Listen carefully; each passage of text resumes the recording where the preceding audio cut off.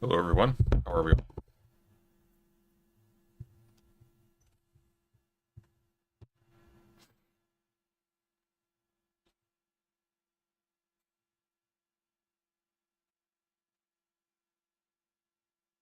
What are we looking at here? Been sitting this waiting for like 2 hours. I've been waiting for 2 hours. I know because I started exactly 25 minutes before.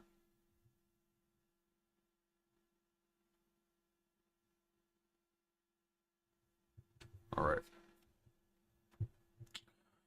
Um, well, we're starting a bit late tonight because I did the initial stream earlier and I had a few things to do, but um,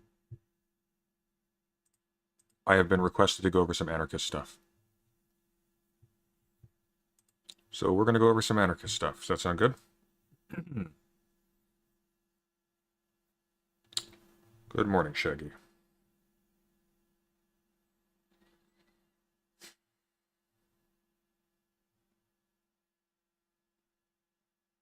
I agree, Grammar Commie. That would actually be good if the online left was organized more around fundraising and maybe not even necessarily advocacy per se, like a little bit of that.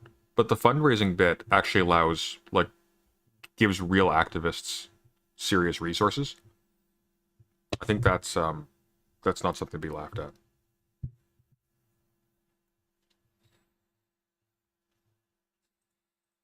Let's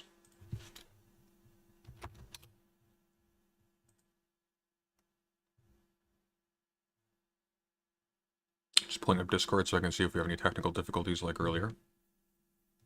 All right. So without further ado, I've got coffee. We are going to watch Zoe Baker's fairly recent. It's not quite a month old. Video essay, Anarchists Are Not Naive About Human Nature. Right off the bat, this is going to be a response to right/liberal critics of anarchism who are going to say something to the effect of anarchism doesn't work, you require the state because of the tragedy of human nature, yada yada yada. Just some intrinsic qualities of human beings that make us unable to operate autonomously without some overarching power to hold us all in check. It's a similar logic, interestingly enough, is what we find in classical IR. By the way, the distinction, I'm going to go into this a bit more in a future video, but the critical distinction between realism and neorealism, like Mearsheimer, who we were critiquing a little while ago, is a neorealist. The critical distinction is that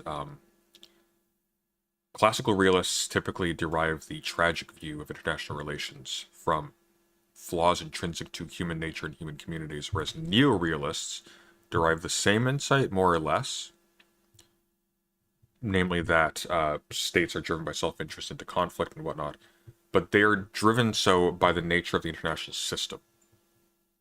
The upshot is basically identical, but the logic of how they, not so much the logic, the premises are somewhat different, or rather the levels of analysis are different, I think is a better way to put it.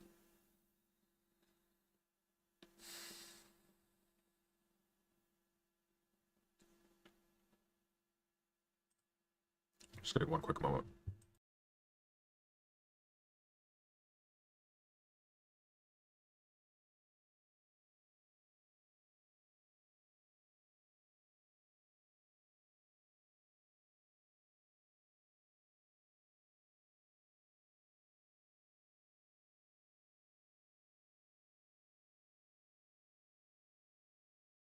All right, sorry about that.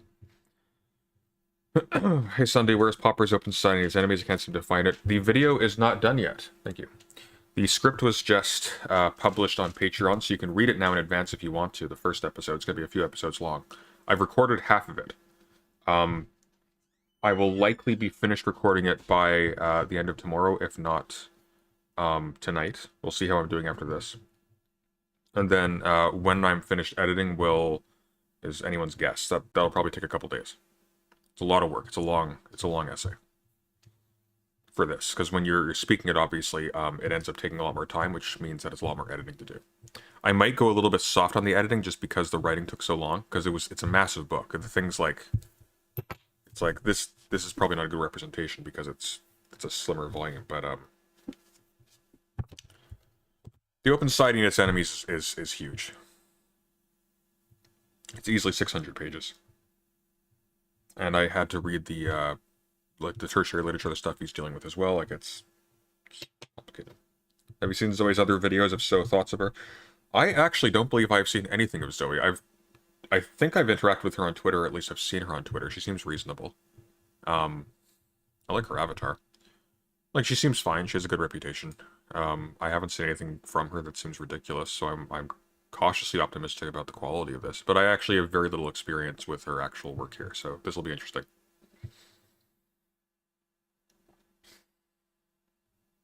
Leftists hate open societies. No, they don't. Leftist societies can be some of the most open there are.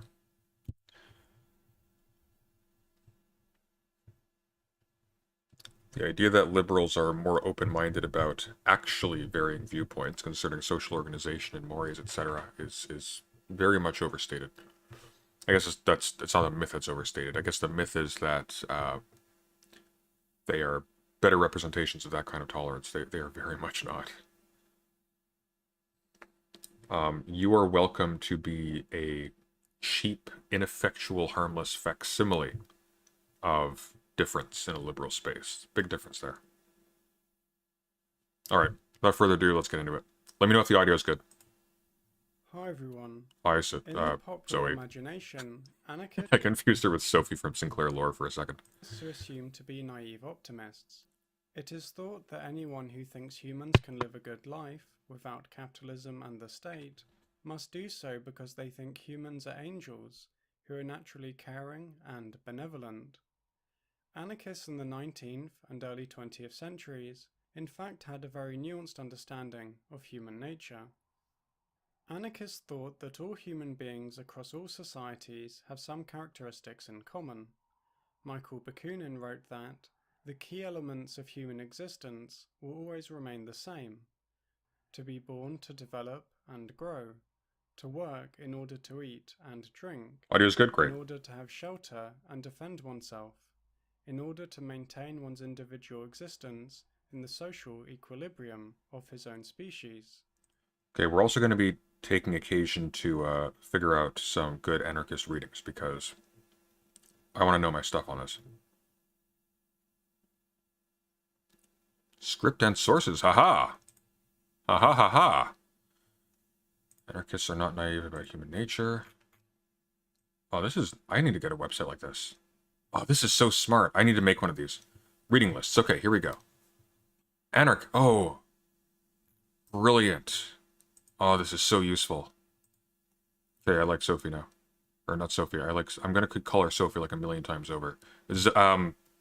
Sophie is another trans academic who does bloodborne lore stuff, but she's also a sociologist, and her analyses of video games are really good.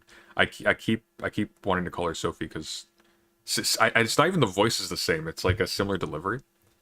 It's like somewhat similar delivery. Anyways, okay, what do we got here? Classic introductions: Barrett George, Berkman, Goldman. Okay, that's pretty standard. Graeber, are you an anarchist? Answer may surprise you. Okay. Bakunin, here we go. Selected writings. Potkin. Okay. What do we got here for modern anarchist texts? Oh, she wrote a book. Means and ends. Interesting. Formation of local councils. Murray Bookchin. Post-scarcity anarchism. That would be interesting to know, to read about. What have we got here? The Anarchist Library. I may be hitting up a bookstore tomorrow, so I might actually grab some things. What do you guys think? What should I focus on here? There's a lot. I'm probably not gonna... Are there any good readers? Let's see. Not so much interested in the modern anarchism movement. I'm interested in the theory right now.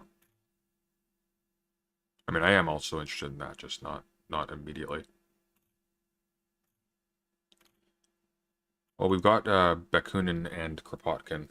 Kropotkin hasn't been mentioned yet, but Bakunin's been mentioned already, and I have immediate interest in what's being said there. And I'm reading Graeber right now. We're going to be going over a review of The Dawn of Everything fairly soon. I've seen a lot of people talk about Bookchin. We'll probably look into Bakunin and Bookchin. Anyway, sorry for the digression. Let's keep going. To love, reproduce, and then to die. The Invisible The Committee. exact same point is All right. made by Rudolf Rocker. He claimed that... Oh shoot, I missed the quote by Bakunin. Let's see what he said. ...of his own species. To love, reproduce, and then to die. The exact same point is made by Rudolf Rocker. He claimed that we are born, absorb nourishment, discard the waste material, move, procreate, and approach dissolution without being able to change any part of the process. Necessities eventuate here which transcend our will. We are not compelled to consume our food in the shape nature offers it to us, or to lie down to rest in the first convenient place. But we cannot keep from eating or sleeping, lest our Video volume is very low. Everybody just said the audio was great. physical existence should come to a... The video audio is low. What just happened? Saying it's very high here. Let's boost the gain a bit. Let me know how this is. sudden end. Since these common characteristics are constant across all human beings, they must stem from certain basic facts about human biology. Anarchists did not, however, regard human nature as a static, unchanging entity. Humans are, just like all species of animal, subject to evolutionary change via various processes including natural selection. As a result of this, Peter Kropotkin thought that there were fundamental features of human character which could only be mediated by a very slow... So the video is still low on volume? I don't know what's going on here. That is frustrating as hell.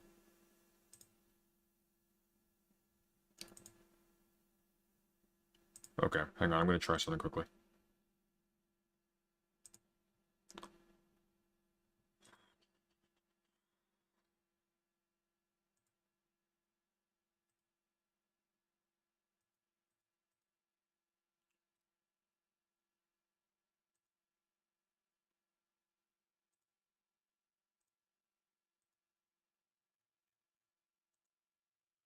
I'm going to lower my audio a little bit so it evens out. Here we go. There, my audio is a little bit quieter now, so it should be level with Zoe Baker if you want to increase the volume a bit more. Let me know if that's loud enough for you. Evolution. Nor did anarchists view human nature as an abstract essence which exists outside of history. Okay. Anarchists distinguished between the innate characteristics which constitute all human beings and the manner in which these innate characteristics are developed during a person's life within a historically specific society. Bakunin thought that although humans possessed innate faculties and dispositions which are natural, it was the organization of society which develops them, or on the other hand, halts or falsifies their development. Given this, all individuals, with no exception, are at every moment of their lives what nature and society have made them. Kropotkin similarly wrote that man is a result of both his inherited instincts and his education. Anarchists thought that one of the main processes which modifies and develops the innate characteristics of human nature is human activity itself. Anarchists conceptualized human activity in terms of practice. Humans engage in practice when they deploy their capacities to satisfy a psychological drive, and through doing so, change the world and themselves simultaneously. For example, when a person makes a sandwich, they deploy their relevant capacities, such as being able to spread jam on bread, in order to satisfy their drive for a jam sandwich. In so doing, they change the world, a jam sandwich now exists where before there was none, and they change themselves. They acquire the drive to have sandwiches with other kinds of jam, or reproduce their capacity to make a sandwich. This idea can be seen in Kropotkin's advocacy of teaching which, by the practice of the hand on wood, stone, metal, will speak to the brain and help to develop it, and thereby produce a child whose brain is developed at once by the work of hand and mind. Got a slight worry at this point. The descriptions that she is giving are interesting. I don't know if they would dispel someone's doubts that anarchists are naive about human nature. Why? Not because I think any of these characteristics or any of these descriptions are inherently naive. They're not naive. They seem a little bit dour actually in terms of how they're phrased, but I don't think they really address the question. The question is not are humans sort of like are there like brute elements in terms of how we function? The question is, in a communal setting, like in the context of mass society, can we stay organized and productive and like the stuff we associate with like civilization generally, can we like cohere positively as a group entity without some kind of overarching structure that is responsible for like commanding us at some level, if that makes sense. Maybe she'll get there, but I haven't seen it yet, so we'll see. If the capacities and drives a person has are continually determined by practice, and the practice people engage in varies across different social and historical contexts, then what capacities and drives people have in turn varies both socially and historically. This idea can be clearly seen in anarchist discussions of psychological drives, which were historically called needs. Luigi Gallini thought that, when a human being develops themselves, they acquire a series of ever more growing and various needs claiming satisfaction, which vary not only according to time and place, but also according to the temperament, disposition, and development of each individual. The consequence of the theory of practice was that even capacities and drives, which are universal among human beings, are always mediated through and developed by historically specific forms of practice. All human beings, for example, have the drive to consume water, but how they do so, and what specific kinds of liquid they have a drive to consume, varies between and within societies. One person may satisfy their drive for liquid through drinking tea from a mug, whilst another person drinks milk from a glass through a straw. The universal capacities and drives, which all Bloody English people and their coffee erasure. human beings possess, except in cases of pathology, are in turn what enable people within specific contexts to develop historically specific capacities and drives. The universal capacity to acquire language, for example, enables human beings to invent, learn, and alter a vast array of different specific languages, such as French, Mandarin, and Welsh. So we're not really seeing much of a move away from a basic Rousseauian observation that our needs are dictated by what we are accustomed to needing, i.e. they're downstream from culture and context. So if we become acquainted with a particular kind of liquid, say coffee, for example, and we start to really enjoy it and we can produce it, we can start to become dependent on it in some way. So our needs are now adjusted to what is available in our specific context. So new availabilities or things being made available doesn't eliminate needs, it just changes and adds them, right? The characteristics which all humans have in common are, in other words, the foundation from which the great diversity of human life emerges. The extent to which anarchists thought this was the case can be seen in the fact that several anarchists claim that there is an infinite number of different kinds of person. Enrico Malatesta, for example, wrote that in an anarchist society, the full potential of human nature could develop in its infinite variations. This was not to say that humans could transform themselves into anything they wanted. The nature of the innate characteristics which constitute all human beings places definite limits on what they can be shaped into. Humans cannot morph their arms into wings, their feet into claws, or their hair into feathers.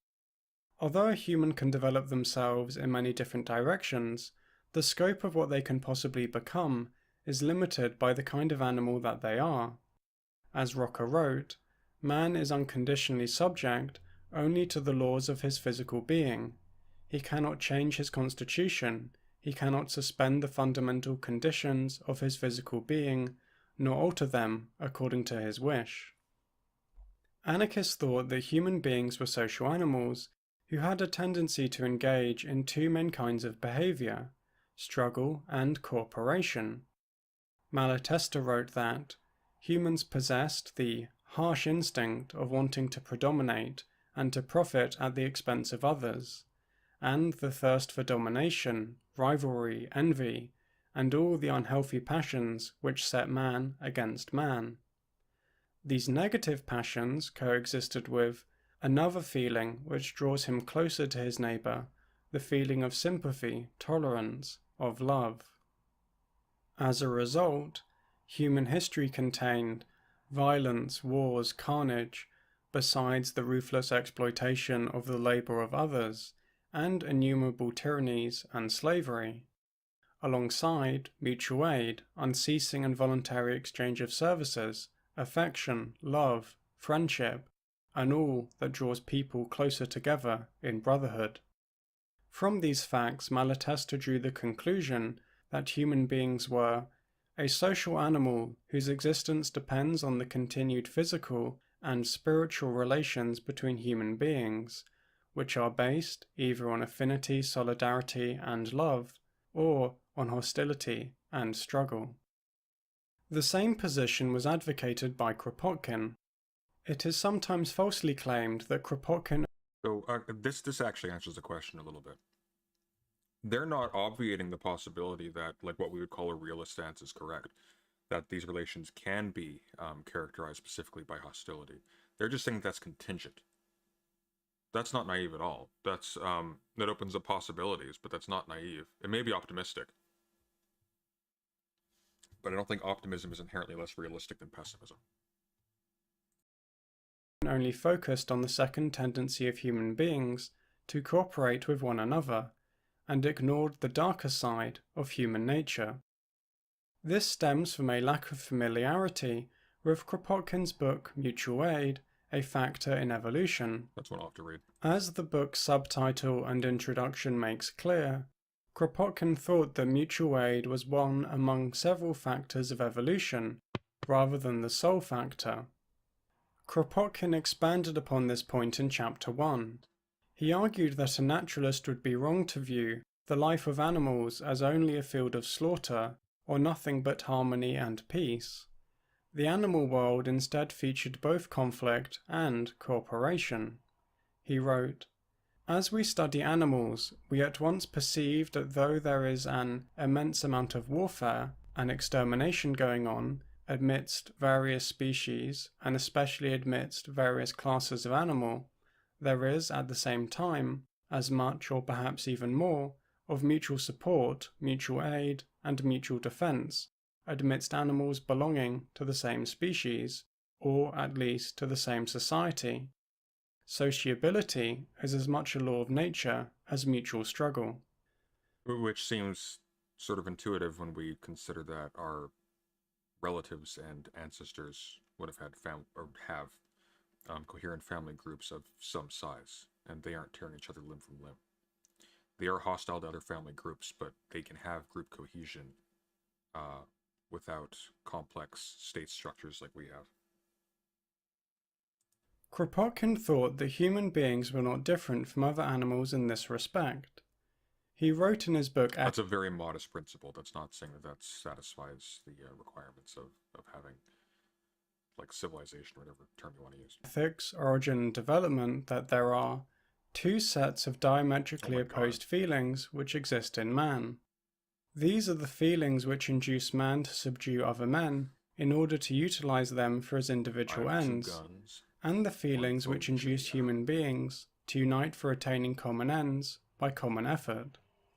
The first corresponds to that fundamental need of human nature, struggle, and the second to the equally fundamental tendency, the desire of unity and mutual sympathy. Charlotte Wilson similarly wrote that The history of men living in a social state is one long record of a never-ending Wednesday Addams. contest between certain opposing natural impulses developed by the life in common. This struggle, which humans observe within our own nature and in the world of men around us, occurred between the antisocial desire to monopolize and dominate and the social desires which find their highest expression in fraternity. Anarchists did not think that there was a strict dichotomy between domination and cooperation, such that a social structure only ever contained one or the other. Anarchists understood that people can cooperate with one another to engage in domination, such as the police working together in order to effectively beat up protesters. It is furthermore the case that institutions, which are based on domination, are generally reproduced through cooperative social relations.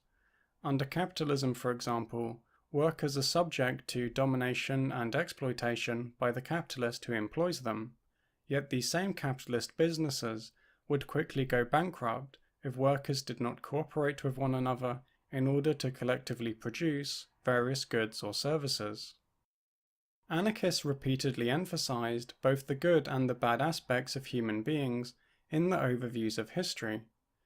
Within mutual aid, Kropotkin noted multiple examples of the San people in South Africa cooperating and being sympathetic towards one another, such as hunting in common, engaging in affectionate behavior, and rescuing someone if they were drowning in water. And walking single file to hide their numbers. I don't think he said sand people, but it sounded like sand people. This went alongside Kropotkin noting examples of domination. He wrote, "When Europeans settled in their territory and destroyed deer, the Bushmen began stealing the settlers' cattle, whereupon a war of extermination, too horrible to be related here, was waged against them. 500 Bushmen were slaughtered in 1775, 3,000 in 1808 and 1809. They were poisoned like rats, killed by hunters lying in ambush before the carcass of some animal, killed whenever met with, so that our knowledge of the Bushmen, being chiefly borrowed from those same people who exterminated them, is necessarily limited." Far from being naive about human nature, anarchists were extremely aware of the fact that humans are capable of committing atrocities against one another. Anarchists, in addition to this, thought that the extent to which human beings engaged in domination or cooperation varied significantly between different contexts. Kropotkin wrote, "The relative amounts of individualist and mutual aid spirit are among the most changeable features of man. Both being equally products of an anterior development, their relative amounts are seen to change in individuals and even societies with a rapidity which would strike the sociologist if he only paid attention to the subject and analyzed the corresponding facts." Sunday, are you looking to get into anarchism on a critical theory level? Yes, I am. That's exactly what I'm looking to get into. I'm just reading some introductory stuff here in the hopes that it gives me some pointers as to what people are reading specifically. I mean, this is fine. It's pretty basic. I kind of wish she read a little bit faster, but that's just me. I've got no complaints so far. I think it doesn't really get at the issues that I might personally have. Namely, I don't think for a second that anarchist writers who are extremely interested in deep human history and prehistory are naive about the fact that the morbid alternatives vastly seem to outweigh the positive ones. I think where I would want some, what I would like to see are anarchist thinkers who pay more attention to the extreme contingency of political forms. Now you see a little bit of that with people like James C. Scott and David Graeber. I'm a little bit unsatisfied with how they go about it, but they're, like James C. Scott already had some like really interesting insights, even if they didn't do the work that he wanted them to do. Graeber is interesting. I'm a little bit more frustrated with Graeber's book, but it's also just it has a wealth of archaeological information too.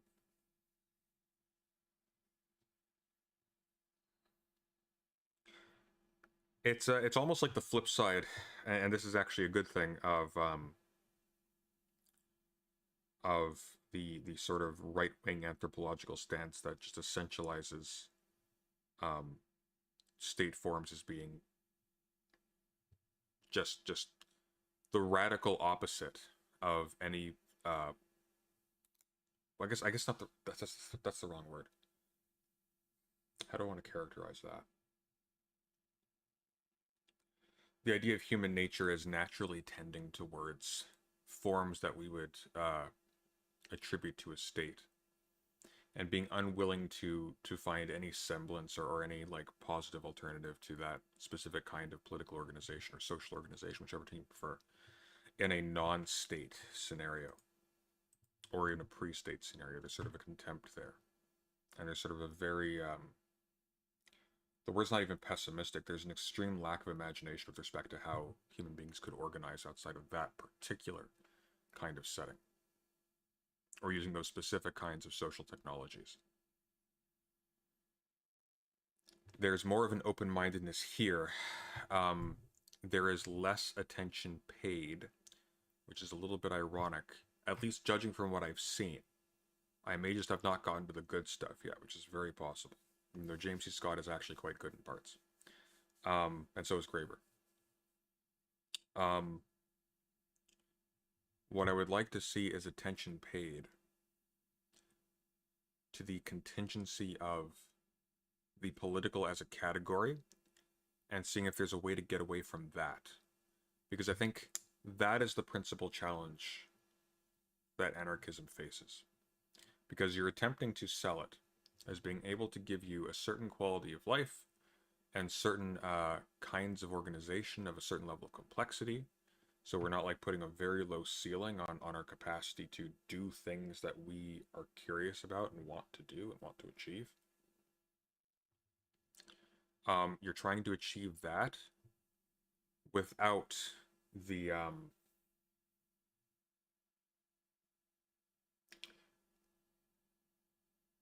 kind of what's the word I want to look for here? The kind of centralization and partitioning that you get with specifically political types of communities.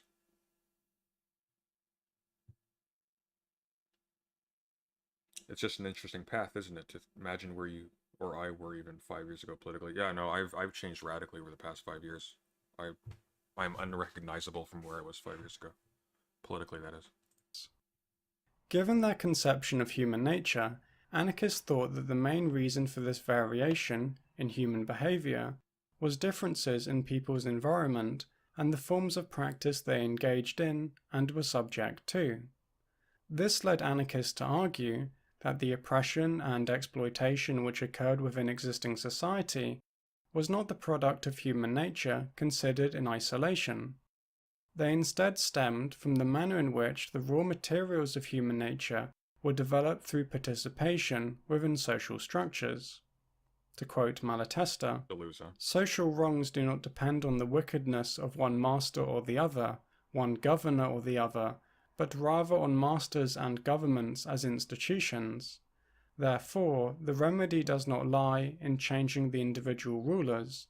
Instead, it is necessary to demolish the principle itself by which men dominate over men. Anarchists viewed capitalism and the state as hierarchical social structures based on a division between a minority. I think for that type of thinking, you're going to want to get into delusion accelerationism. That sort of field talks a lot about, or that they talk a lot about post-politics, thinking of things in the future aspect, but I'm sure anarchist thinkers also do this. That's not even specifically a left-wing thing. You see a lot of talk about the end of politics in, well, a lot of, I guess, centrist or liberal and right-wing thinkers. Hannah Arendt for liberals. I think you see a bit of that. You see that in Schmidt. I wouldn't necessarily say the end of the political. He doesn't think you can get away from the political as such. That's his critique of liberalism. Leo Strauss. People like that. Majority who command and a majority who obey. They are pyramids in which decision-making flows from the top to the bottom. The majority of the population are workers who lack real decision-making power. That said, I'm a little bit odd in that I don't necessarily consider Schmidt to be right-wing, despite the fact that he was a Nazi. I think Schmidt was an opportunist. I think he was very callous. I don't think he was right-wing, essentially. I think his motive critique is, in large measure, very consistent with the kinds of structural critiques you see coming from specifically left-wing theorists, or just from critical theorists generally. He's not right-wing. You read Schmidt, you're not getting anything of the sort you get from reading, say, like Spengler or someone like that. Right-wing thinkers they can be interesting, but they're substantially less insightful. Over the nature of their life, workplace, community, or society as a whole. In fact, that's the grand irony, I think. Right-wing political thinkers are pessimistic, but are also profoundly naive about quote-unquote human nature. They derive it almost entirely from platitudes and from cliches, and from fiction, frankly. From like poetry and ancient literature and all that stuff that does not have a very tight relationship with actuality. I don't think you see that in a lot of left-wing literature generally. Sometimes you'll see people online sort of reflexively take the opposite stance of equivalent naivety when they're arguing with right-wingers, but in terms of actual theorists, you don't really see it. They are instead subject to the rule of an economic ruling class, capitalists, bankers, heads of state-owned companies, etc., and a political ruling class, politicians, heads of the police, generals, etc. The decisions of the ruling classes are, in turn, implemented by a vast array of individuals raised up above the rest of the population and granted special powers of command, such as corporate managers, police officers, and prison guards. Those at the top of hierarchies not only wield power over others, but also transformed and corrupted through doing so, due to the forms of practice they are engaging in. Bakunin argued that nothing is as dangerous for man's personal morality as the habit of commanding. The best of men, the most intelligent, unselfish, generous, and pure, will always and inevitably be corrupted in this pursuit.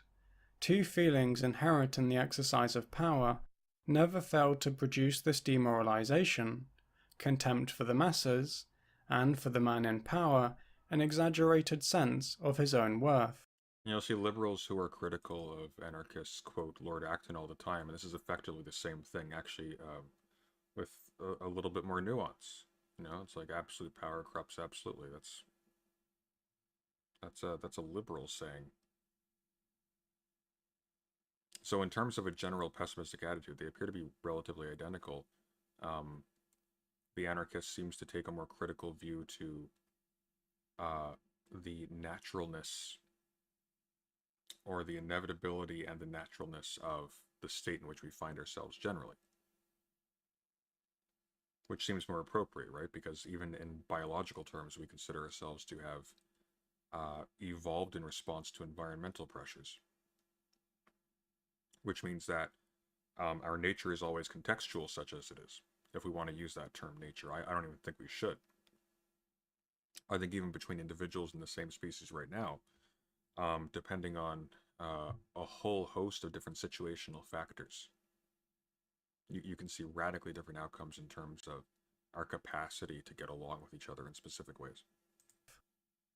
The same point was made by Elisée Reclus. He wrote, "Anarchists contend that the state, and all that it implies, are not any kind of pure essence, much less a philosophical abstraction, but rather a collection of individuals placed in a specific milieu and subjected to its influence. Those individuals are raised up above their fellow citizens in dignity, power, and preferential treatment, and are consequently compelled to think themselves superior to the common people. Yet, in reality, the multitude of temptations besetting them almost inevitably leads them to fall below the general level. It is common for defenders of hierarchy to claim that capitalism and the state and necessary due to the negative characteristics of human nature. If humans are incapable of governing themselves, then they must be led by enlightened CEOs.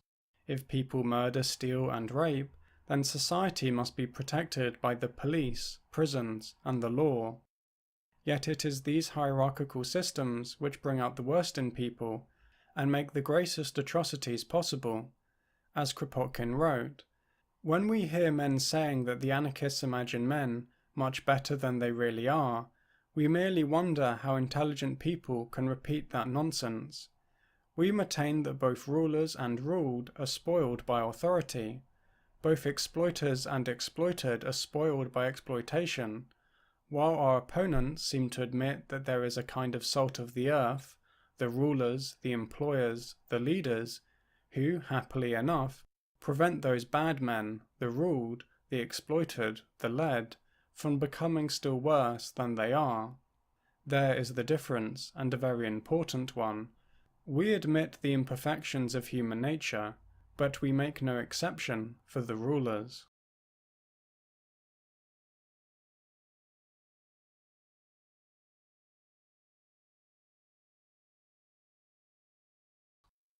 Anarchists argued that if human beings are imperfect animals, capable of committing the most appalling acts against one another, then this imperfection is the strongest reason for why no person should be raised up above the rest of society and granted the institutionalized power to command and impose their decisions on others through force or the threat of it.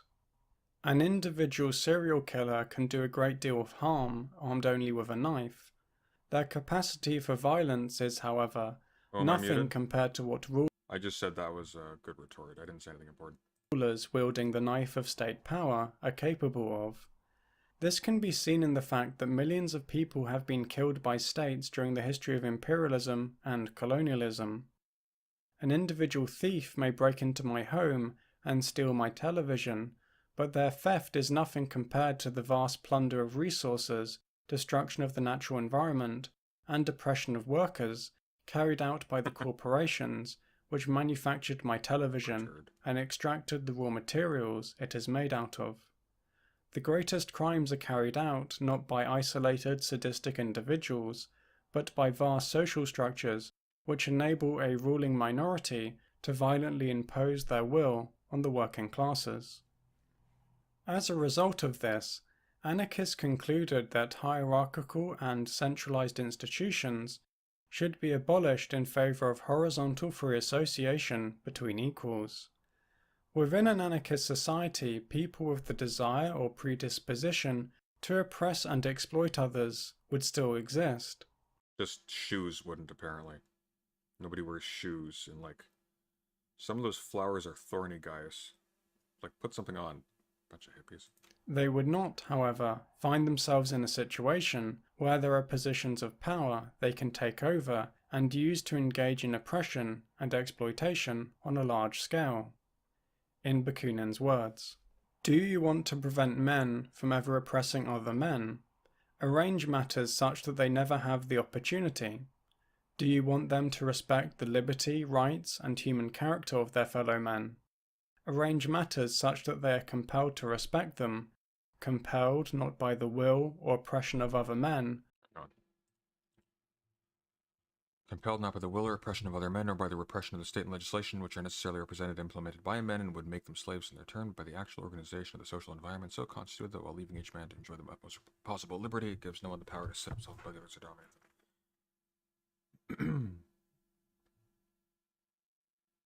Okay, that's a big black box here. You need to figure out what's going to fill this, but yeah.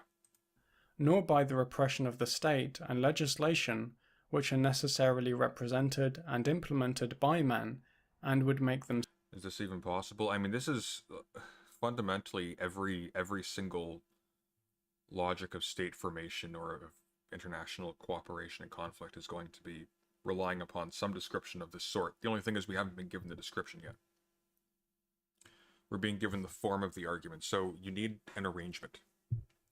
That's the form of argumentation. How do you make it so that you can have people not oppressing each other and respecting each other's liberty? Well, you need some kind of arrangement that itself produces neither the inclination or the power to oppress other people. Like that's basically it. Almost every theory of state is going to be, well, basically every theory of state and relations between states is going to be dealing at some level with this. It's just that this isn't an answer to how you would do that. It's just saying you need to. So it's a little bit frustrating that it's being offered as basically a solution when it's actually just pointing to the need for a solution. But it's not fundamentally wrong. And it's not vacuous. It's just, it's not the whole, it's not all of the work you need to do, right? Slaves in their turn, but by the actual organization of the social environment, so constituted that, while leaving each man to enjoy the utmost possible liberty, it gives no one the power to set himself above others or to dominate them. Given the above, anarchists would argue that it is not they who are naive about human nature, but the defenders of hierarchy. Authoritarians imagine that emancipation can be achieved if good people with the correct ideas take control of the reins of power. Anarchists realize that this has never happened and will never happen. Now, what's sort of interesting is that while borders are a liberal invention, their non-existence, that is to say, the non-existence of non-trespassable borders, was an assumption of theories of tacit consent as justifications for sovereignty. So, or not sovereignty, as justifications of government, rather, or of the laws, or what I'll have to think of a better way to put that, but you get the idea. That you tacitly accept the rule of whatever government is in a place simply by participating in the society that it is in charge of. But that presumes that you can relocate to another one if you don't want to, because if you don't have a choice, then it's not really consent. Now, Hobbes might disagree. Hobbes allows consent to be, like, for example, the person who is put into slavery at the point of a gun. Well, they could have chosen to die, right? But, excuse me, the non-existence of borders that you cannot cross as a migrator is a liberal presumption. That being said, it was for similar liberal ideals, that is to say, the protecting the autonomy of workers in the British Empire, that partially borders were put up. They were also put up because that was a alibi for extreme racism. I have a video on this, the Con of the Nation State, which I'm going to update at some point. Don't know when. But basically, as a British subject, you could go anywhere in the empire. And since India was under the rule of the Queen, Indians could go anywhere in the British Empire, including places like Canada, colonies in Africa, etc. And they were prized workers. They were very good. They were heavily wanted. However, not by a lot of the white people who were living in certain of these dwellings next to where these Indian men were working. And so a couple of things happened. I mean, first of all, due to lack of literacy in English primarily, it was the case that a lot of Indian workers were being conned into very unfavorable conditions with contracts they couldn't read. And so, well-meaningly, there came to be literacy requirements for signing a contract to go work abroad outside of India as a British subject. In addition, there were things like marriage restrictions, etc. Long story short, there ended up being a bunch of paperwork to make sure that someone's movement within the empire was valid. So you got to a point where people no longer could trespass borders freely, which meant that borders became demographic filters, and the principle of free movement is basically gone. Entirely downstream from liberal principles, the very principles that insist upon the non-existence of borders. So liberalism as such, as an ethical principle, is basically dead in the modern world. The only thing that's left of it is some notion of, like, we should be able to talk to each other about sensitive topics, and we can't, like, push each other to believe in things we don't want to believe in. Stuff like that. Like, the public-private distinction is basically as far as it goes. It used to be a more robust theory. Irrespective of people's good intentions or the stories they tell themselves, they will be corrupted by their position at the top of a hierarchy and become primarily concerned with exercising and expanding their power over others in order to serve their own interests. If human beings are not inherently good, then no person is good enough to be a ruler. I hope everyone listening liked this video. It's been a struggle to record due to my sore throat. Fair enough. But I hope it came out okay. It came out perfectly fine. I thought she was talking a little bit slow, but that makes sense. She has a sore throat. I think that was actually quite good.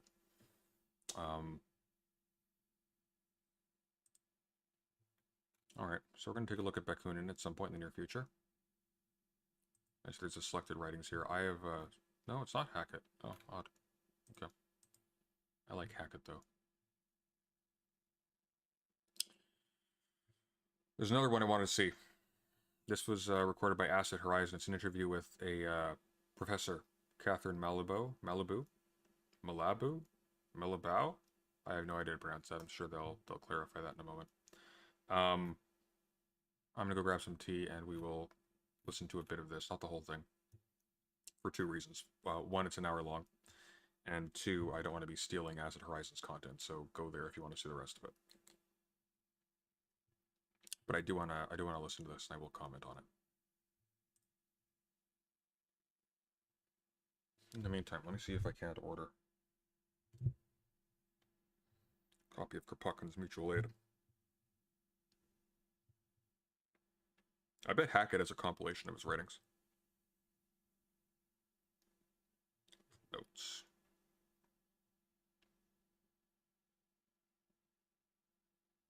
Oh, good God. The Cambridge Blue Book edition is $108. Well, it's in hardcover. What the hell?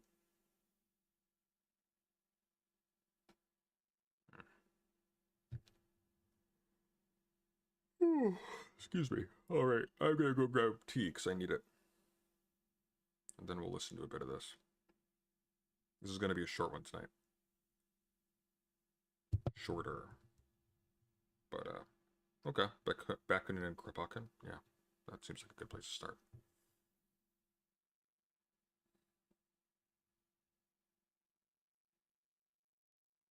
The Method of Freedom, an Enrico Malatesta reader. That looks interesting. Malatesta's one I want to read as well. It is public domain, but I like good translations and I like good notes.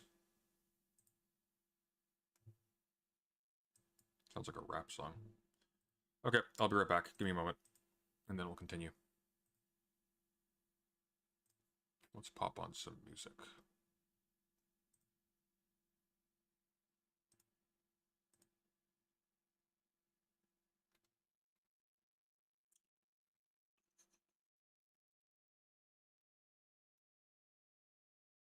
It's there, and we'll put on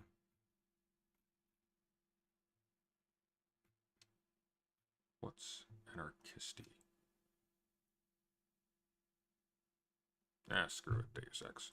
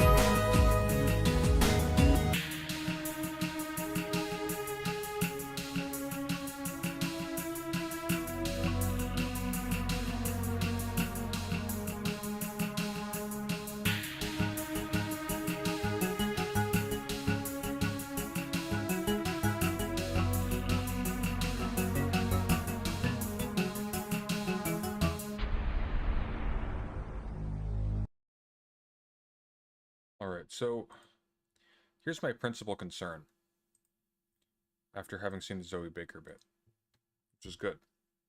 I liked it. A little bit on the slow side, but it was good. This assumption that you counteract violent tendencies, or at least you eliminate the generation of proclivities to violent tendencies or oppressive tendencies from one person towards another.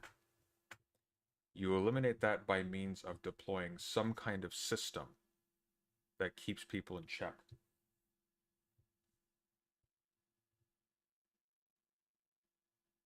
I don't know how you do that without essentially putting yourself into an arrested state from which development categorically cannot push forward. I cannot proceed from, if that makes sense. Like it seems like an inherently arrested state.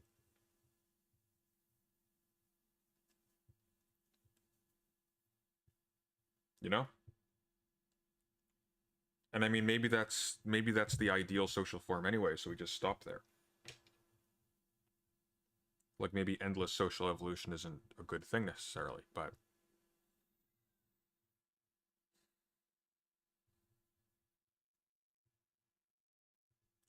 at a certain level, someone has to decide which characteristics are positive, which are negative. And it seems like in order to hold a situation stable, you need to somehow cement some set of those in permanently. Yeah? Because contrary sets, I don't know. We'll have to read more.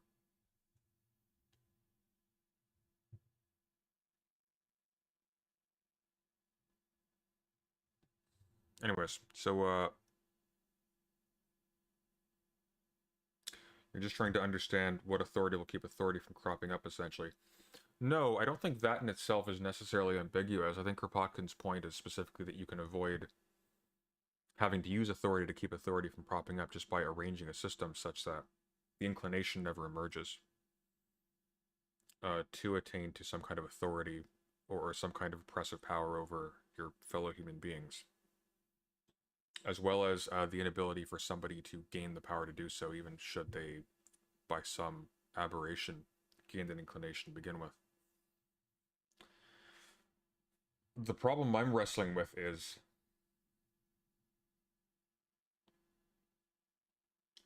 there are theories of ethics that insist upon that kind of conflict in order to push us into new directions that open up new possible ways of thinking and organizing and all that kind of thing. Like the whole, like Kant, for example, the whole idea of the unsocial sociability of man, where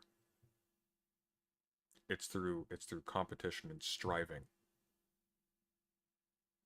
that you develop new powers and you develop new ways of thinking and all that kind of thing.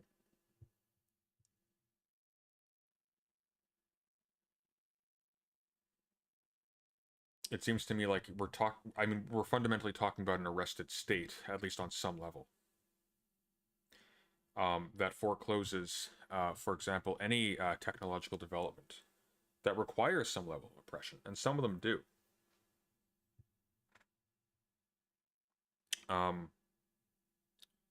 Because like there's two sides to this. So, for example, in the emergence of democracy, it wasn't just that you needed to have tyrants pop up supported by the people to reorganize the polis, to empower the demois over time, to give the poor rights, and then to give them political rights, and then to incorporate more and more people into the political community, so that you no longer have the rule by tribes, you start to have the rule by categories of citizens, as well as by classes according to wealth and things like that. You don't just need that, you also need, on the flip side, you need a society with those people who are being actively deprived and actively disadvantaged while still persistently present to foment that kind of development in the first place. But again, like maybe this is like some end of history stuff where we don't, you're in a stable situation where people are actually able to have full. Because like here's the thing too, like we look back on history and we're like, oh wow, look at all these cool developments. No human being actually enjoyed those. Not really. They were made in their time, like the human beings are made in their time, by their environments, by their immediate by their immediate associations, and they disappear far in advance of like these grand social transitions that we, with the benefit of thousands of years of written history, can look upon with awe, right?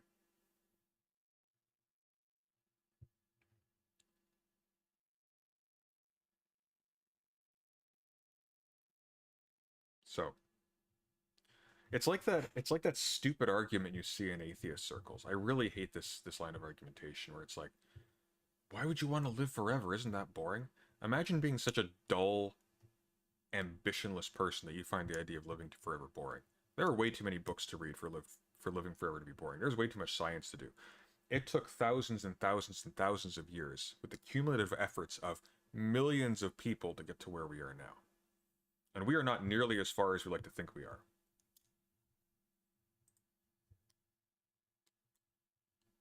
Forever is much less time than it sounds. Unless you have no imagination and you're just going to twiddle your thumbs the entire time. Okay, here we go. Acid Horizon's interview with Catherine Malabau. Real anarchism has never been philosophized. Let's go.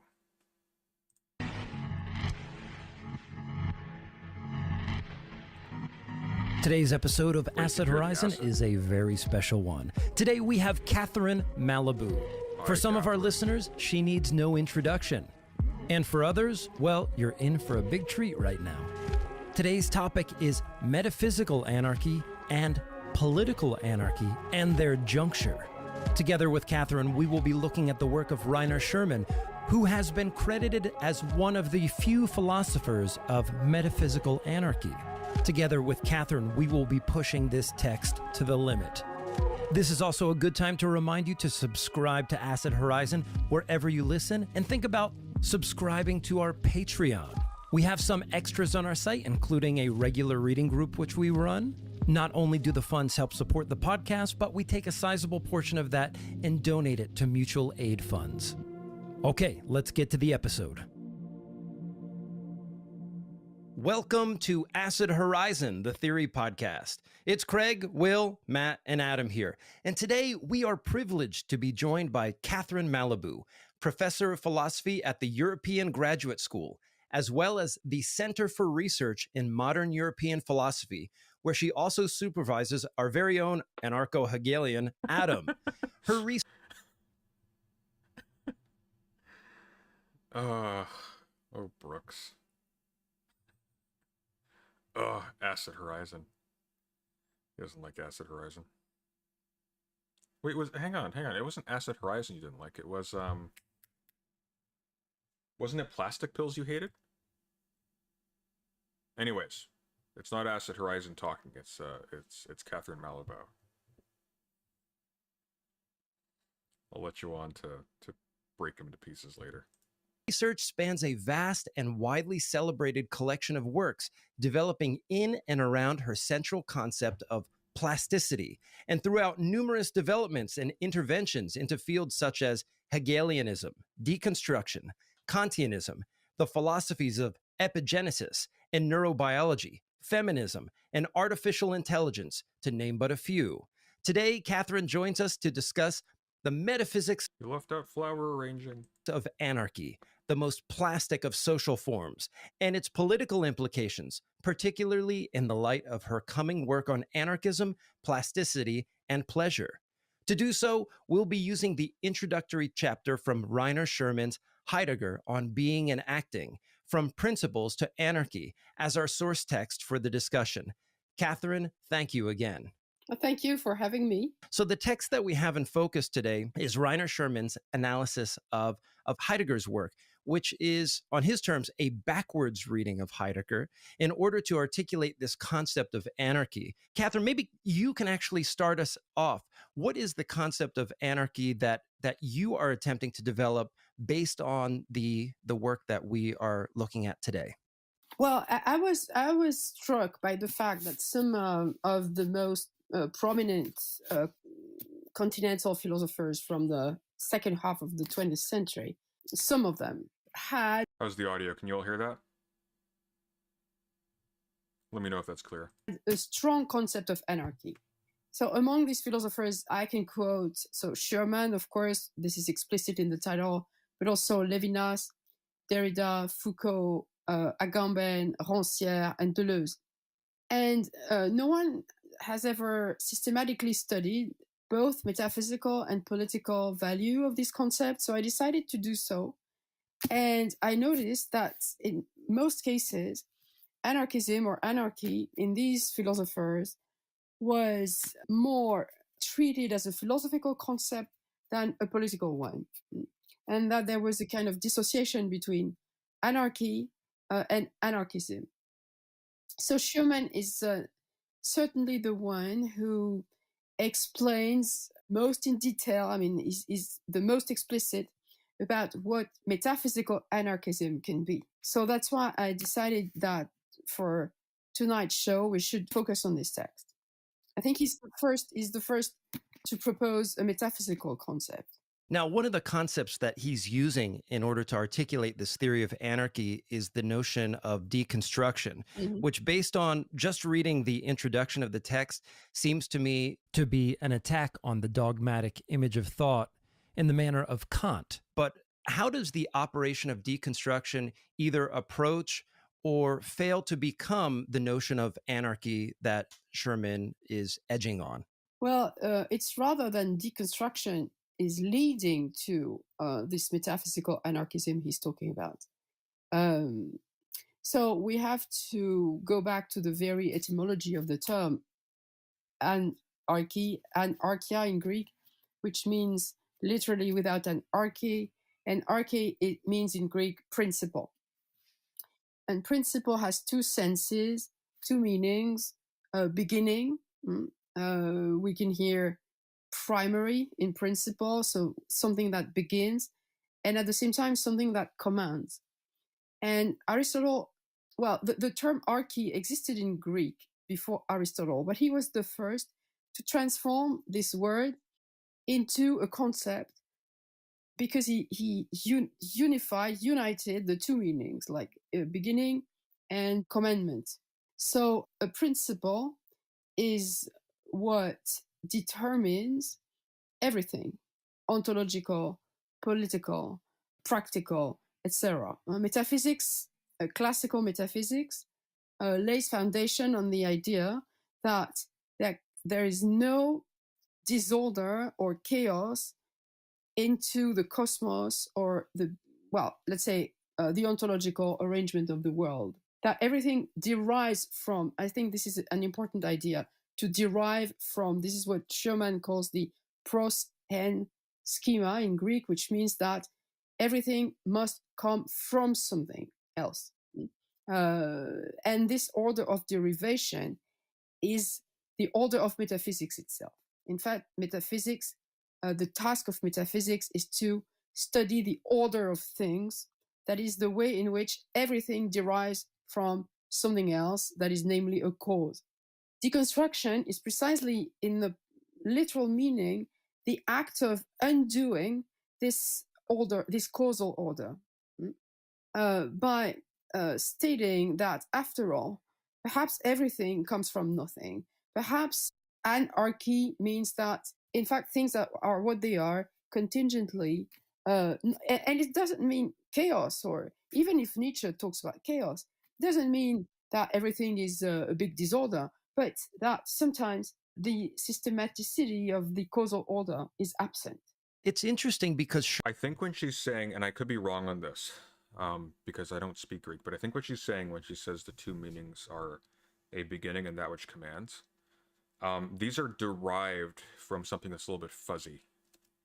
So it's not that like people in Greece use these two things separately in these two distinct ways, but rather they overlapped. So the archon was not just that which commanded, but also was the first of their communities, right? the first isn't the greatest, something like that. And so you kind of like, you unpack these meanings from it, but it's not like in colloquial usage back then, it meant both of these things separately. Like you'd put in a dictionary means both of these. Sherman, early on in the introduction, talks about, he brings up the names Proudhon and Yes. Bakunin and says that their notion of anarchy is not the notion of anarchy that he's trying to develop. In fact, what they're trying to do is more or less reorder the coordinates of power. Would you think that political anarchism, and maybe this is jumping a little too far ahead, could benefit from the intimation of the idea of metaphysical anarchy that Sherman's going for here? First of all, I would like to say that this critique of anarchism, like it's just a replacement of a principle by another. This is a very classical critique of anarchism, like, oh, anarchists think they are free from principles, that is from the derivative order, but in fact, they reinstitute a new form of principle. So anarchism is in fact an archism, not an anarchism. So instead of having God or substance or cause, they have human nature, they have equality, they have principles, just like other philosophers or theoreticians. So I don't like this critique at all. I think that Sherman, when he says things like that, like I'm not talking about anarchism in the sense of Proudhon, is very backward. My guess is that, nevertheless, if we read Sherman in a certain way, yes, we can perhaps find something interesting in his critique. And as you said, Proudhon's and classical anarchism may benefit from it, but it has to be really dug out for, like mining. You have to go for the gold nugget that is hidden into a... I like that. Yes. I've been thinking about this idea of the metaphysics of an anarchy, as in to be without command, and particularly regarding the notions that Sherman is working through here in terms of Heidegger, and in terms of metaphysics as the idea that we must move from theory to praxis, to do theory, Yes. to move from the principles to the command of the action itself. And I'm wondering how the notion of the metaphysics, the process of metaphysics itself being becoming finalized, how that can undo the very structure of this theory and practice relation itself. Because in a sense, once you've closed off the entire system into Heidegger, same with thinkers like Hegel, there's this question of a radical openness, what then? And I think this metaphor of digging is quite good, because now that all of these formal elaborations have elaborated themselves and have left themselves open, have completed themselves, they become much more adaptable to a more creative form of redeployment without the command of the original logics, the original ignorance that propelled their original development. I'm just wondering how this metaphysical closure relates to the process of a new openness to a kind of almost like a post-metaphysics beyond the command of the arche and of the first principles, of presuppositions in general, really. Well, so yes, this is of course very important, but Sherman, in fact, analyzes a double process. Anarchism is not only a new opening to... Arkansas is not a new opening. The subtitles are kind of falling apart here. I don't know if you want to rely on those. They're untitled. Something new. It is, of course, but it is also the result of the self-deconstruction of metaphysics. I think it is important to affirm that deconstruction is not a voluntary gesture that Heidegger and Derrida would have inaugurated. It is a process of self-destruction of metaphysics. For Sherman, clearly the principles are exhausted today. So this is the motif of nihilism that Nietzsche had already analyzed, which is that, in fact, principles get exhausted out of their own power, because in fact, the problem of the principle is that it can never find its right place. It is either too high above what it is the principle of, or it is part of what it is the principle of, and then it ceases to be a principle. So the principle is always too high or too low. It has never found its place. And so this is this internal process of exhaustion of the principle that leads to anarchism. So if something new can happen And you're right, it is a new vision of acting, it is a new vision of political commitment. It will, of course, be a creation, but a creation that relies on an exhaustion. So that's a very, very strange. If you want, it's not a revolution. And I think this is the break with Proudhon and all anarchists. It won't happen like a revolution. I think I'll turn the subtitles off just because they're not helping, because it's a solid 25% of it isn't the actual words. It's going to throw people off watching. If you're okay with that.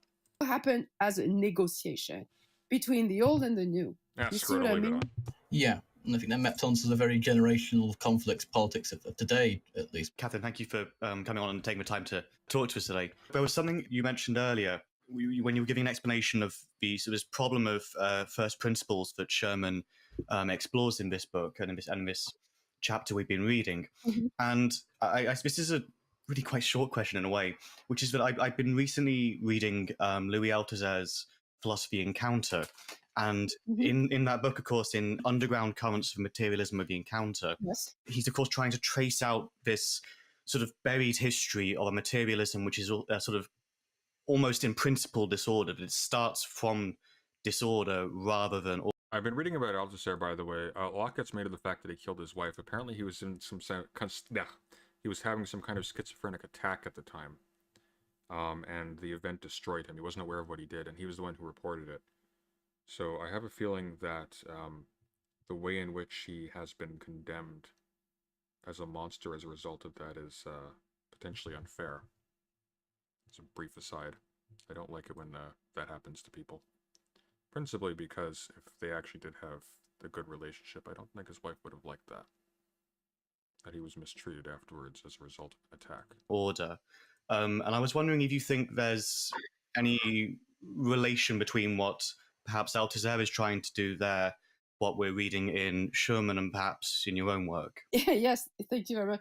Yes, of course, I see the common points. You're right, and the reference to Epicurus and the atoms, and yes, of course, and this contingency that Althusser is talking about is, of course, it resonates clearly with what Sherman is thinking. Then, but would any Marxist recognize that there's something anarchist in Althusser? I'm not sure. Schumann would say that materialism is still a metaphysical notion. You know, it is still a systematic way of seeing things. Even if I agree with you, there are some common points, definitely. Coming from nothing. I remember that. Yeah. That the prince comes from somewhere, comes from nothing. So yes, there is a strong resemblance, and at the same time, I think there's a limit. Insofar as it still remains a kind of systematic and metaphysical understanding of the world, it's precisely what Sherman thinks is almost already dead, exactly. right? Exactly. Right. Okay, that's great. Thank you. What is this book? It's Heidegger on Being and Acting from Principles to Anarchy.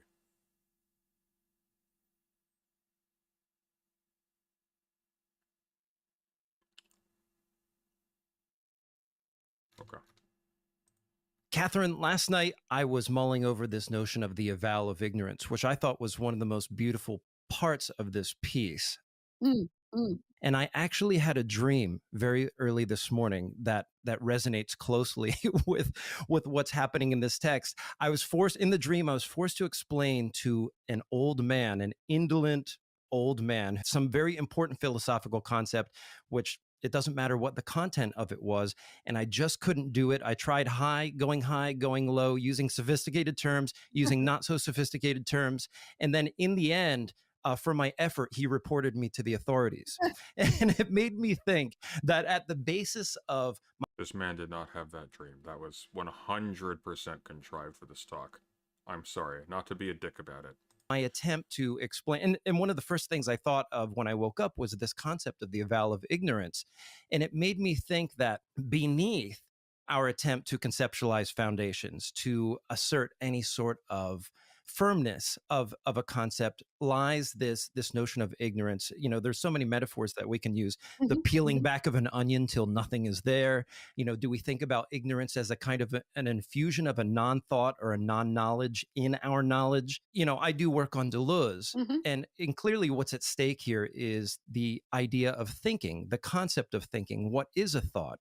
And it seems that Sherman, in his reading of Heidegger, is saying that there is this idea of an ignorance or maybe a nothingness or a stupidity at the center of all thinking. But I tend to think that maybe that term is a bit loaded with the notion of a lack or a negative, whereas in Deleuzian terms, the act of creating concepts is itself one that is positive. How are we to think of this notion of ignorance? Yes, this is very interesting. The ignorance Sherman is talking about is about Heidegger. When Heidegger was asked, so what is it to be done now? What can we do? How do you see the future of anything? I don't know. And Heidegger used to answer, it's true, I don't know. And it means that if, as Adam was saying, something like an opening is coming, that is a liberation of praxis, of acting from theory, that is from principles, then it is clear that nobody can really anticipate what will happen. And I myself, I'm very annoyed at all these books, that come out at the moment, about the pandemics. Now this is what will happen. Now this is, like people who think they can predict and they can tell what will happen. So ignorance is in that sense, it is not at all negative, which of course does not contradict what you said. That is that thinking is creative, thinking is productive, thinking is an invention. But I think there's a strong difference and perhaps an incompatibility between creation and prediction. Of course, Marxists here might argue that this is a regressive way of seeing history, because history is a causal process. And even if we cannot predict what is coming, we can at least study causes and see how certain causes produce the same effects, etc. So perhaps they would see that as a regressive way of thinking, but I don't think so. Just to map this onto the certain Marxists will particularly lend this visions of the withering away of the state. The Marxist system is itself, if you can call it a system, I mean, I call it a system, is itself a move from these principles of political economy to its own self-destruction, to its own deconstruction, and its own withering away. And I can see, you have a tension in, especially to Marxism and what Sherman is trying to do in terms of how, for Sherman, this has already happened in a sense. Is it to its own destruction? I don't think it was to its own destruction. I guess insofar as it's political economy, maybe. And I guess it would cease to be economy once you don't have an inside and an outside, but I don't know. Somebody who's read more Marx than me can elucidate that. Thinking has already endured its own closure and deconstruction. It's ahead of Marxism. It's ahead of the political economy, and I think it's a position that is has a place of radical contingency. And as you said before, Catherine, it's a risky position. There's that sense of risk, is what is to be done, and if you can't be commanded, if you can't be inserted into the new proletarian ideology, as somebody as Althusser put it, there is that sense of risk, but there's also that sense of liberation, of the immediacy to act, but at the same time there's no ultimate fixity with which action is to be predisposed. I mean, Sherman summarizes up really well. He says that for radical phenomenology, Western man has incurred his tutelage by endowing some of his representations with ultimacy. Release from such self-incurred tutelage can only come from reason's undoing what it has itself set up. And even in the post-systematic sense, this can mean, for me, a great source of playfulness, such as I see in your reading of Hegel, where the idea of after the system has developed through its own impulse to become itself, this energy becomes sort of released in its own completion. Things become malleable. The new the forms that were previously endowed with a certain determination become indeterminate because there's a sense of what now. And I think maybe this is just something that's incompatible with the Marxists, but something that you could still definitely learn from in terms of the distinction between theory and praxis collapsing, because they're obviously a very theoretically endowed crowd. If you take someone like Rancière, he's very close to what you're describing. You know that Rancière distinguishes between politics and police. I think she's saying Rancière, not Jose. Jose. Jacques Jose. Famous author of The Ignorant Schoolman. No, it's Jacques Rancière, I think. I'm pretty sure she's saying Rancière. Police is politics in the usual sense of the term. That is government, etc., etc. And politics is the anarchist. It is all kind of unexpected, anarchistic kind of event, like assemblies, like Occupy movement, etc. And Rancière says there are very few moments when something like politics can happen. Most of the time we are with the police, in the police.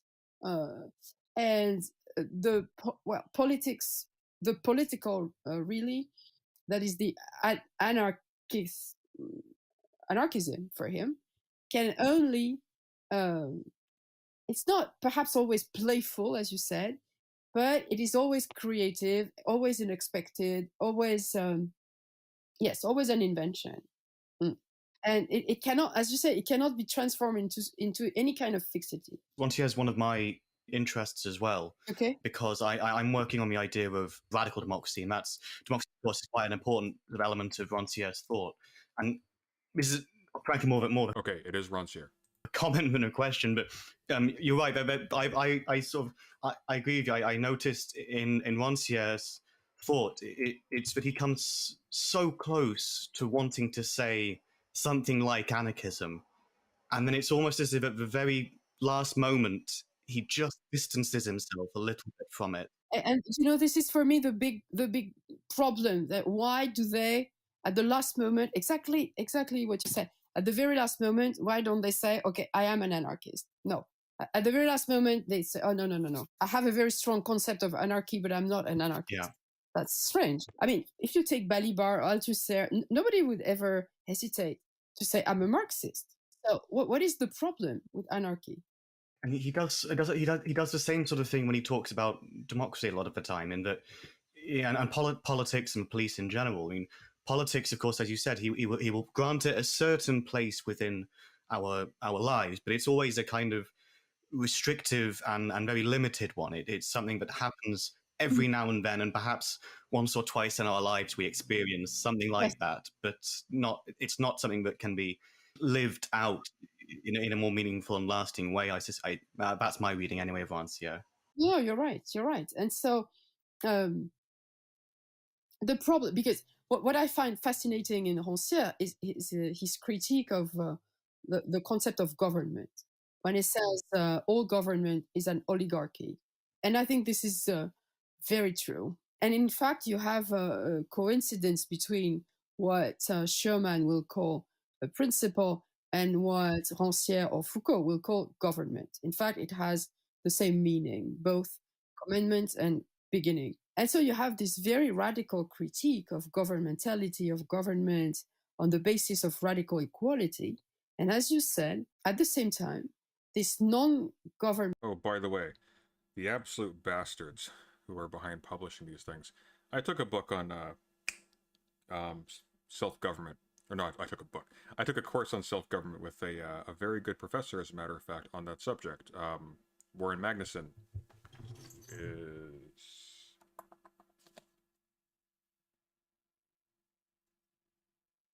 who wrote a very interesting book called Local Self-Government and the Right to the City, with a very boring-looking cover.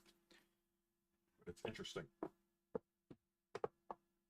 The bloody textbooks were like $70-some-odd each, and there were like 4 of them. There was one by Mitchell Dean, I think it was Mitchell Dean, that was like $100. The Rancière book, The Ignorant Schoolmaster, was about $50. It's like a tiny, slim little thing. I only was able to afford James C. Scott's Saint Like Estate. Miserable class as a result. Oh, and in addition, Foucault's lectures on governmentality, which I also got a lot out of. I bought those two. But like that on top of tuition, unbelievable. On basically like anarchism, and you could barely afford the books. Mentality, this radical equality, can only emerge at very rare moments and perhaps won't ever appear. I mean, you wouldn't believe it, but I suffered so much in my undergraduate because I couldn't afford the bloody texts a lot of the time. It's like, oh my god. This is strange. I think too, if it's okay, that there seems That's what this is all about. It's to giving me be a this complex. notion of Getting like my in the revenge. work of Deleuze's description of Foucault, and then even like the way that like got Foucault, Klosowski right? and That's Deleuze will good. describe Nietzsche, and the way even in some ways Sherman briefly describes Nietzsche in here, is that the anarchism at the level of either like political ontology or with Nietzsche metaphysics is, or with Deleuze indifference and repetition, the anarchism is coupled with like a fundamental risk. So like for Deleuze, it is an attempt to sort of think difference without falling back on representation, or to try to find a way to propose thought without an image, right? Right.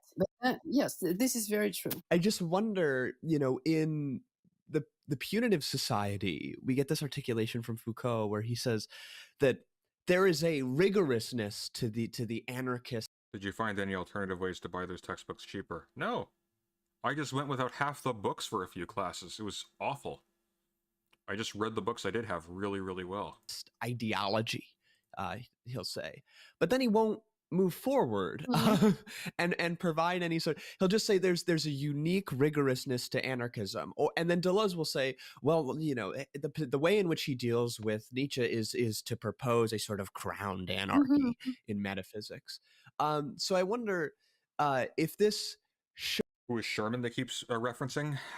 That is Rainer Sherman. It's Schurmann. They're talking about a book he wrote called Heidegger on Being and Acting, From Principles to Anarchy.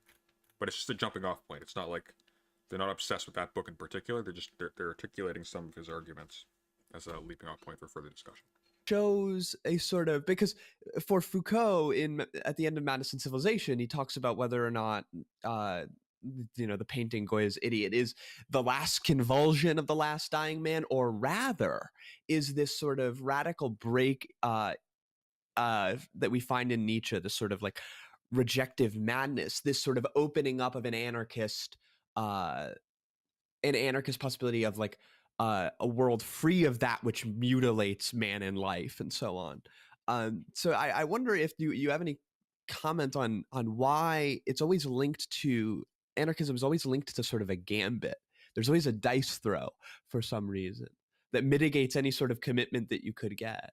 If you try to radicalize let's say the anarchist idea, let's admit there's only one. What is it? It is we can live without a government. We don't need to be governmentalized, which means that the partition between obeying and commanding collapses. So either this is a very childish idea, and many people have said this is really too naive. Of course, we all need to be governed. Otherwise, look at that, societies would collapse, etc. So either you reject it by saying this is really ridiculous, or you discover that it is a very deep question. That's the problematic of how commandment and obedience are linked together, how they became linked. And Aristotle is one of the most powerful. I thought she was going to bring. Okay, that's good. So that's not naive at all. That's actually at least the ideal principle under which Athenian democracy ran. The argument is that democracy allows the maximization of virtues because it allows people to rule and be ruled in turn. And so you can have in your life the experience and the capacity to act out virtues that require you to have a certain level of responsibility, to be in a certain position, etc. While also, make room for the fact that not everybody can do so. All that kind of thing. You rule and you are ruled in turn. And even if you never actually make it into an office, maybe for whatever reason there's a principle that doesn't insist upon offices switching fast enough that everybody gets a shot.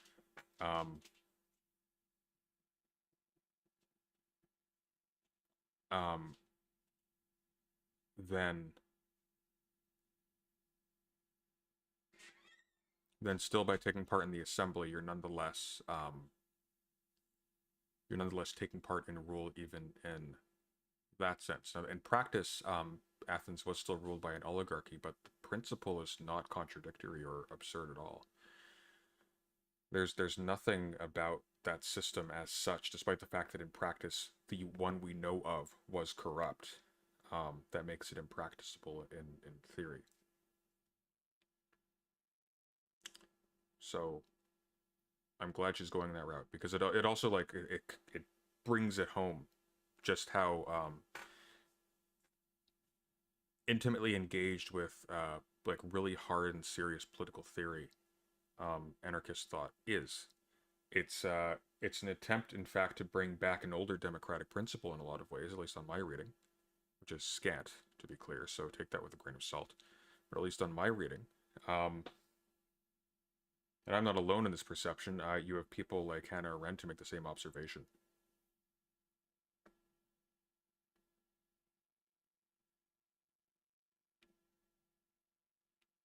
This is the anarchist answer to who watches with greater cooperation in society, more effective self-governance emerges, so the form of the society is not to be frozen. Yeah. I think in addition to, there's a tendency to assume that we would, again, like have the same scale and form of society and that all would change the system of governance, and therein lies some contradictions. But I don't think that would necessarily be the case. Like, you would need, hopefully, a very slow, otherwise you're looking at something very gruesome, but you would need a contraction. Or something where you don't have the same precise form of life that you do within a capitalist state, say. Right?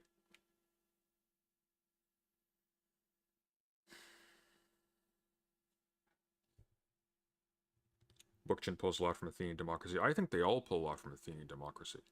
In fact, speaking of the Paris Commune, which she's talking about right now, basically just echoes what Arendt was saying in On Revolution and Origins of Totalitarianism, and in The Human Condition, I think.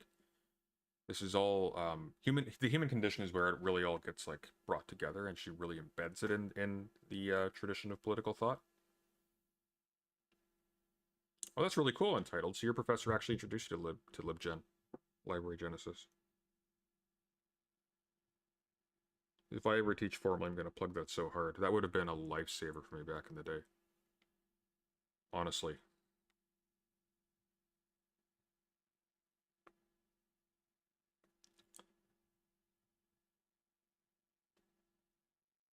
That's one way in which classism sort of embeds itself in the university. Two things. You will generally be undercut if you have to work because, A, you don't have as much time to study. B, you don't have time to do extracurriculars. And in addition to all of this, if you bite the bullet and you try to do those other things, you will have a hell of a time affording tuition and books. And books, even in the liberal arts, less so than in the hard sciences, but even the liberal arts can run you really high. And that's with heavily subsidized Canadian education. Like, it gets really expensive. It gets really expensive. And there are other factors too, like just being tired. Just working, even 30 hours a week, which is not a lot by most people's standards. And then having to, like, travel hours to get to the university because you're not living in an optimal setting for the university, you're living in an optimal setting for work. It'll kill you. Like, it's actually unreal. And you can do it, but like, you need to be able to focus on this stuff. It's really bloody hard. And one of two things happens.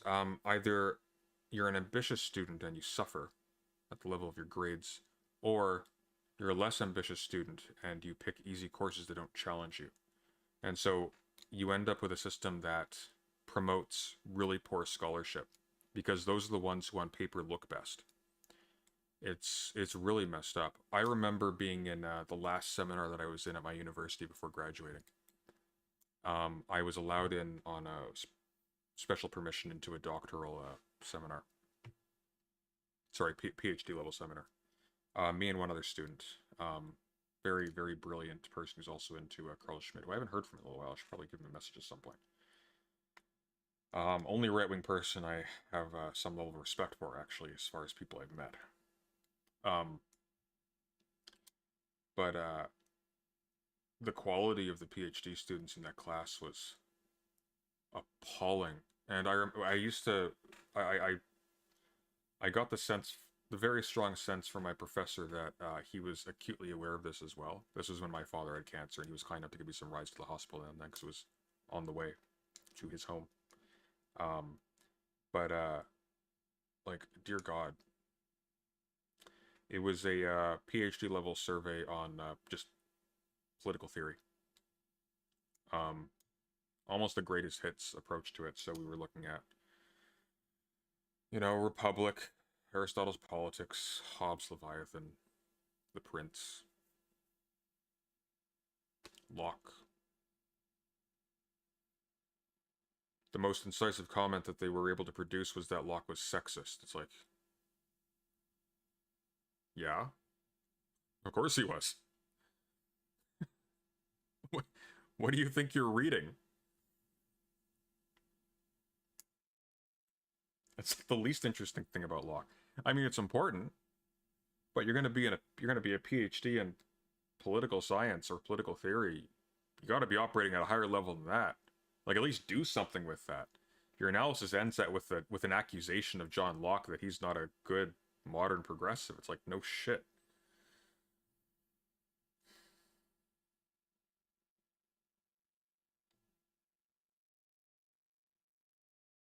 Anyways, enough, and that's that rant over. Let's keep going.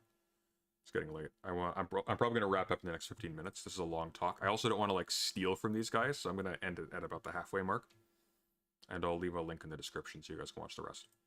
Thinker of this linkage, then it becomes abysmal, and of course it is risky because nobody ever had really an answer to that. So you will say, of course, the classical anarchists had answers like the commune, like platforms, federalism, of course, but it has not really been convincing because it has been repressed so harshly that we didn't really have time to judge whether these forms were viable or not. So, of course, it is very risky.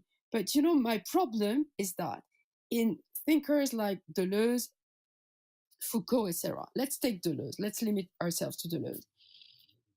On the one hand, there's this risky part, and you're totally right. But on the other, he's someone who declares that being is anarchic, and even anarchist. If you remember this text on Plotinus, it says Plotinus is the first anarchist, and Sherman agrees on that point because. In Plotinus, the principle is not really a principle. It's negative theology, so it's a principle without a principle. And so all beings are perfectly equal. And Deleuze several times talks about this anarchistic ontological arrangement in which no being has any supremacy on any other. So how do you explain the gap between saying, politically speaking, anarchism is risky, but ontologically it is okay? Because when you declare that being is anarchic, when you declare a kind of ontological anarchy, it is extremely risky. And here we can think of Nietzsche, of course. It is monstrous. So why do they admit, Deleuze and Foucault and others, why do they admit almost calmly, quietly, that something like an ontological anarchy exists? And why do they freak out when it comes to political anarchy? This is something I don't understand really. Yes, as soon as you say subjects are radically equal, beings are radically equal, there are no principles, there are no causes, there's only immanence. There's a kind of immanent movement of equality. It is very risky. I love the way that you describe your frustration, because I think it's so fundamental to because it isn't as though anarchic movements in sort of political developments in Europe, even in Japan and the United States, weren't moved by these works by these authors, but there was always this sort of sidestep. Yeah, exactly. That's paradoxical, because these people, Deleuze and others, are considered post-anarchists, even if they never declared themselves anarchists. One of the ways that what we're talking about now ties into what we've been discussing on the podcast recently is we've been covering the concept of destituent power and the recent book by Marcelo Tari. Mhm. And I mean, it seems pretty clear to me that there's a strong analogy between the metaphysical anarchy that we're talking about here and this notion of destituent power. And maybe one of the risks, at least in terms of how we covered it in our most recent episode, was Tari, at least in the introduction of the book, seems hesitant to speak of democracy in glowing terms, and kind of either sidesteps that term or avoids it in such a way because he understands the risks of the reterritorialization of the powers of governmentality in the Are they drawing a connection between anarchism and nihilism of principles? I'm not going to lie, I'm having a lot of trouble following this. She is lucid. She actually has some really interesting points to make. The questions being posed are really pretentious, which makes it difficult to, like, grapple on. There's also, like, I don't know if you can tell, but they've cut this down. They've trimmed a lot of the fat out of the conversation, which is a bit of a problem because, at least it seems like they've cut it out, because the conversation moves too fast, and it's very dense. And having not read the text that she's working with, I'm only getting, like, little bits. They're interesting bits, but I don't have a lot to say to this, unfortunately, because it's so insanely dense. It's dealing with so much material that I haven't read. But I'm getting something from it, but I feel like I'm getting more from it than you guys are. So sorry about that. I always thought Lao Tzu was the first anarchist. Taoism's philosophy is a lot mirroring of anarchist principles. I can vaguely see that. But I mean, like, the thing about Lao Tzu, though, is you can apply him to a lot of things, not just anarchists, right? I think maybe it's more applicable to, like, any notion of, I guess, political or social forces that deals with things in terms of flow. So, like, Machiavelli would be one. Deleuze explicitly, I guess.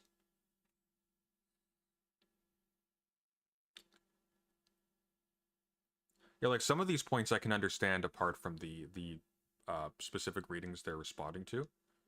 That last point in particular, about the kind of ontological anarchy that people are willing, that people are comfortable with. And yet political anarchy is like, ooh, that's very interesting.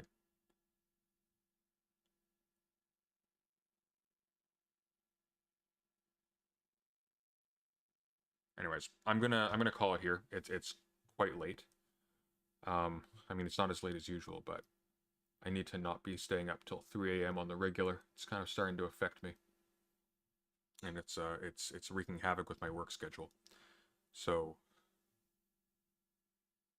we'll call it here. I'm going to, at some point in the near future, start actually reading Bakunin and Malatesta. Who was it that said, if you come across the Buddha on the road, kill him? I don't know, but that's funny.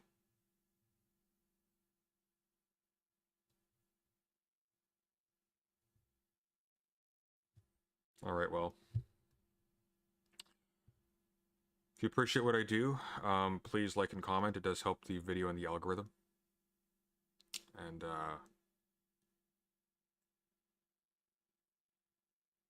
take care. Have a good night.